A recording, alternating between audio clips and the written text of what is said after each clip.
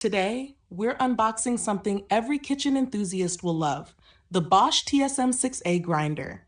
We'll also test it with whole black pepper to see how well it performs. Let's jump right in.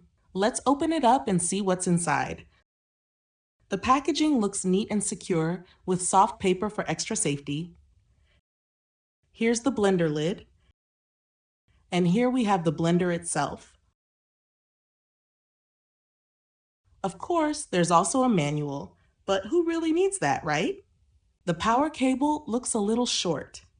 The main body and lid are made of good quality plastic, but the main blade and holding cup are made of stainless steel. The main blade doesn't seem detachable. The lid attaches quite easily. This seems to be the main grinding button.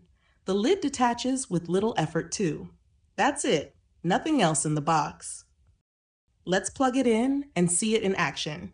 We'll use some whole black peppercorns to check how well it grinds them. When filling the peppercorns, make sure to only fill it until the steel cup so it doesn't get overfilled and cause any issues. All right, let's start the grinding process.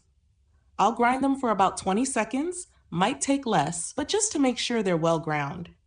Give it a few gentle taps so that the spices settle at the bottom, avoiding any mess. Looks like it's done a great job in very little time. So final thoughts. It does have some minor drawbacks, like the small cable and the lid feeling a bit wobbly when taking it off, but overall, it's a very handy product that does what it's supposed to do really well. So I'll give it 4.3 out of 5 stars. That wraps up our review of the Bosch Professional TSM6A Grinder.